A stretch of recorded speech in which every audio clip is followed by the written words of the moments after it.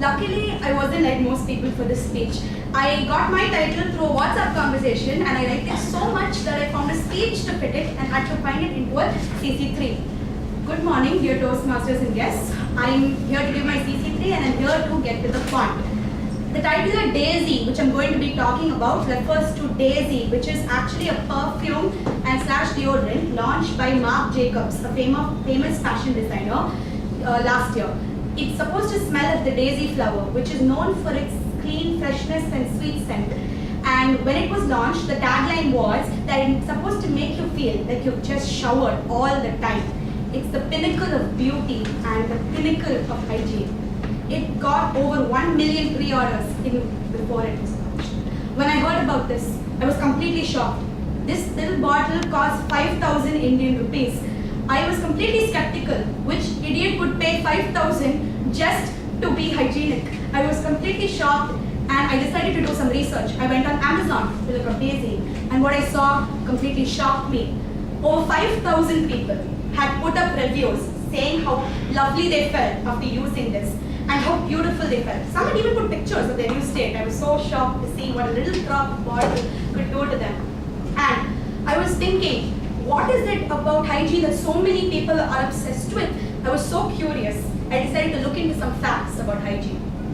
Yes, in case you haven't gotten it yet, my point here is hygiene. Okay, so after I started doing my research, I found some completely shocking facts which I'm going to tell you.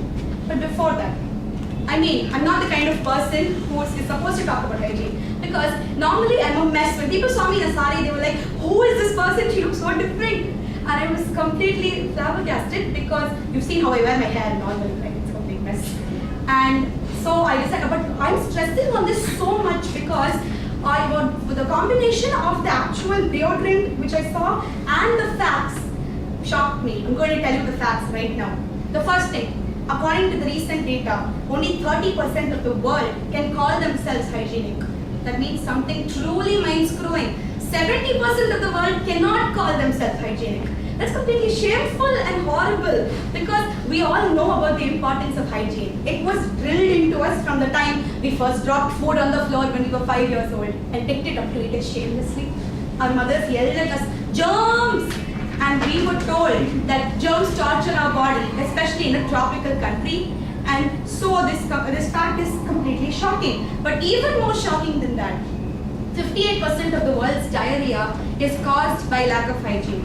And the most shocking of all, after Ethiopia, India ranks second in the list of countries by worst hygiene, according to the 2015 WHO census.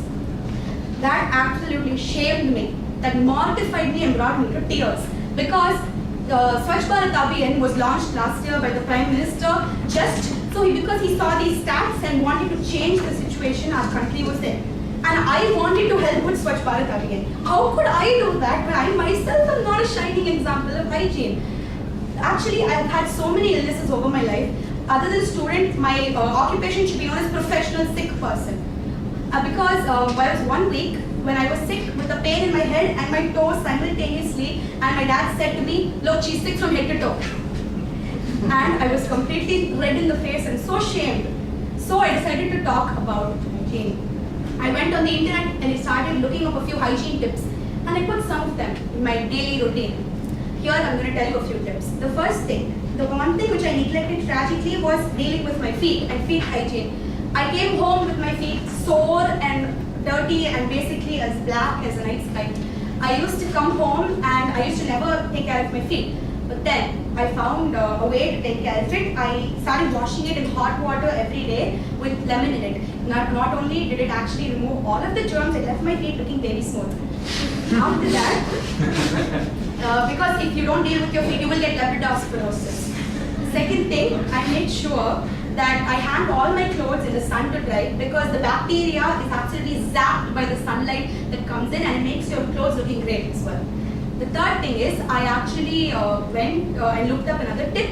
You're supposed to brush your tongue along with your teeth because brushing twice a day is recommended but nobody does it.